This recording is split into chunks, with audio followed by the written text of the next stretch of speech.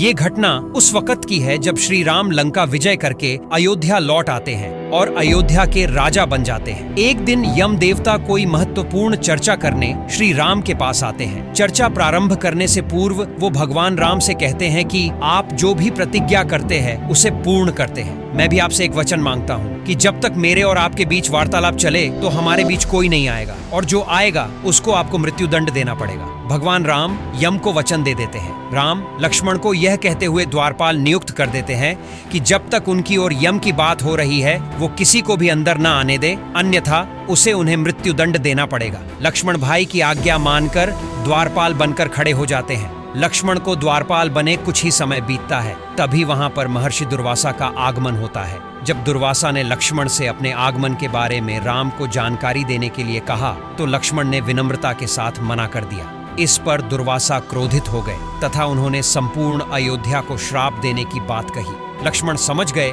कि ये एक विकट स्थिति है जिसमें या तो उन्हें रामाज्ञा का उल्लंघन करना होगा या फिर संपूर्ण नगर को दुर्वासा के श्राप की अग्नि में झोंकना होगा। लक्ष्मण ने शीघ्र ही यह निश्चय कर लिया कि उनको स्वयं का बलिदान देना होगा ताकि वो नगरवासियों को महर्षि के श्राप से बचा सके। उन्होंने भीतर जाकर महर्षि दुर्वासा के आगमन की सूचना दी। राम भगवान ने शीघ्रता से यम के साथ अपनी वार्तालाप समाप्त कर महर्षि दुर्वासा की आवभगत की, परंतु अब श्री राम दुविधा में पड़ गए क्योंकि उन्हें अपने वचन के अनुसार लक्ष्मण को मृत्यु दंड देना था। वो समझ नहीं पा रहे थे कि वो अपने भाई को मृत्यु दंड कैसे दे, लेकिन उन्होंने यम को वचन दिया था जिसे निभाना ही था। इस दुविधा की स्थिति में श्री राम ने अपने गुरु का स्मरण किया और कोई रास्ता दिखाने को कहा।